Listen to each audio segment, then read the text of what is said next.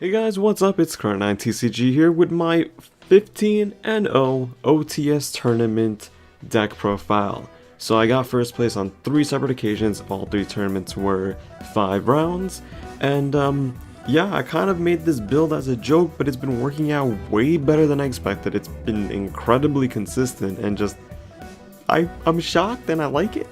But let's go ahead and get into the profile, and yeah, it's pretty dope.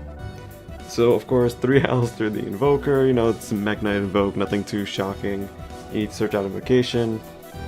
Following that, we do play 3 purples, again, banish, search, comes back in your standby phase.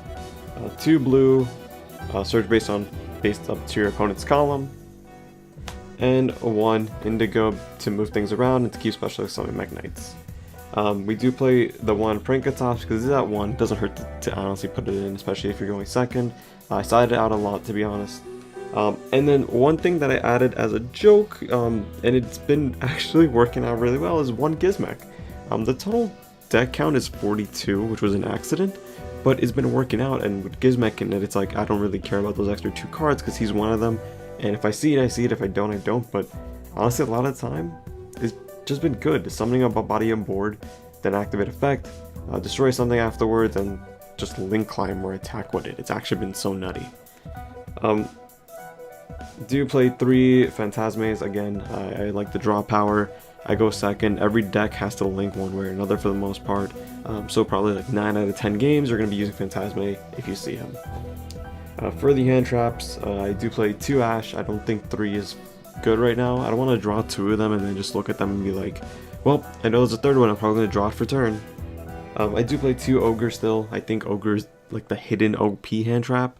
A lot of people still do not play it. It's really good, and it just shuts off turns. Like, cool, get your effect, but you just lost the body on board to extend your plays. So, perfectly fine with that too.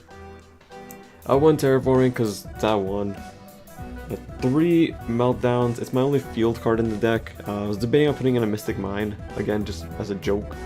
But, you know, I just want to see Alistair. It's really important to see him. So moving on, we do play 3 Invocations, which is because playing 3 is kind of required right now, unfortunately.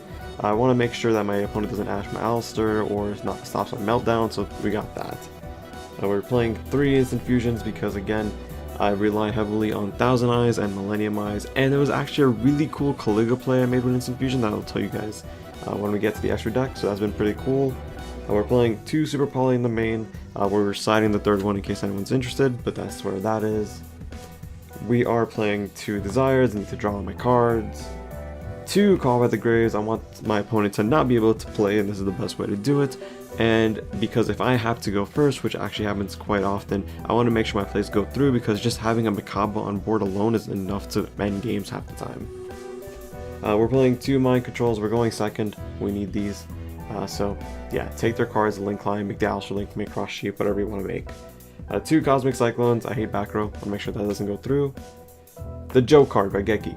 I put this in as a joke, and it's been so good, because I see it, and I use it, and I win. So I'll set it, summon a MEKK-KNIGHT, then activate Raigeki, and I'm like, oh cool, I just got a free MEKK-KNIGHT, and I just broke their entire board. A lot of decks do not have the ability to play through Raigeki anymore. It's actually insane. Orchist and Salad were the main decks that kind of made no reason to play Raigeki, but now that they're not in the meta, you play them. 3 trap cards, impermanence, nothing fancy in that. Just want to make sure my opponent doesn't play. For the extra deck, we're playing 2 Macabas. Make sure your opponent doesn't play Yu-Gi-Oh! 2 Purgatrios. You play a lot of fire targets, especially Almirage, so why would you not? And again, by saying a lot of fire targets, it's just Almirage. He comes up every single game. 1 Caligula. So the play I made was actually so dope. I went against a full Spyro board with Tri-Gate and Sleeper. Activated Meltdown, my opponent did not negate it. Activated Instant Fusion, they cannot negate the activation. Summoned Caligula, then instantly as soon as Caligula got summoned, activate Super Poly. Poly away Caligula and an Appaloosa, make Elysium. Activate Elysium's effect on the summon, which my opponent cannot respond to, and then banish their entire board. It was actually so damn cool, and then speaking of which, yeah, the Elysium. It's actually insane under Meltdown.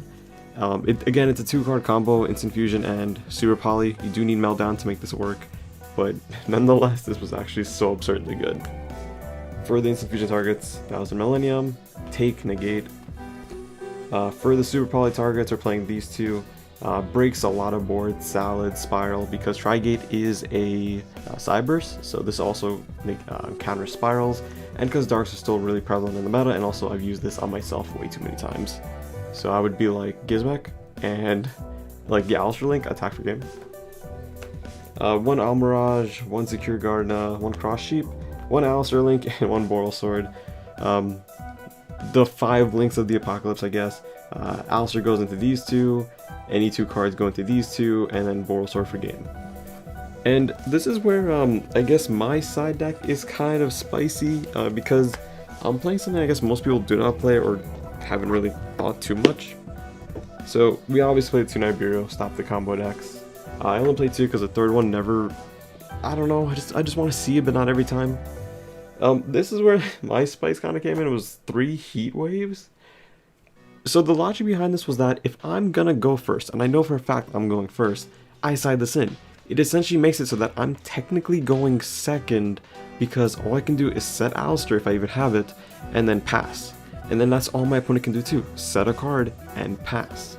So against like a stun deck, obviously this isn't as good. Against a combo deck and they make you go first, it's like the most nuttiest card to open, because you're essentially just looking at one monster in their board and you break it and then you win. Again, you need to draw, which sucks, but again, I feel like I dead drew it half the time. I decided to make a MEKK-KNIGHT column, and then they would cosmic this, and I'm like, that's fine, I don't care. But if I see it going first, it's just the win card, honestly. 2 Twin Twisters for the back row decks. I haven't really sided it in much, honestly. I feel like I never really see back row decks anymore. The 3rd Super Poly, because you want to see the 3rd one. 3 evenly matched. Again, I don't really see a lot of back rows at my locals as much anymore. If I do, it's usually not that big of an issue. But that's always there. Again, I wouldn't take them out for the possibility of there being a back row deck, because then I just lose. There can only be 1s. Again, really great card for me. I even sided in if I know I'm going second against Salad, Heroes, any deck that's a monotype. So even if I know for a fact, or if I choose to go second, I will still side this in, because if I cannot OTK you that turn, this is the best card to win my following turn. And then 1 Red Reboot, because it's only at 1. That's my deck, that's the 15-0 profile. I would honestly find a way to throw in a Dingirasu into the extra deck, because you're playing Gizmek now, which Gizmek plus a MEKK-KNIGHT equals, Dingirasu. Don't know if I'll change anything else, honestly. I've liked this a lot for how stupid it is, just because, like, having the ability to Gizmek and then, Alistair combo has been so funny and hilarious that it's like no one expects it. And that's what I like about, I guess, my little twist on the deck, is that it's just not expected in a MEKK-KNIGHT profile to see a Gizmek of all things. My logic has always been like, hey, if I'm gonna lose that game, I'm gonna lose it anyways, so I'm just gonna, play bad cards like Gizmek to make sure I win. Because, Gizmek could end up being something like a combo extender in my hand, that's for sure, but it's whatever, it's for fun.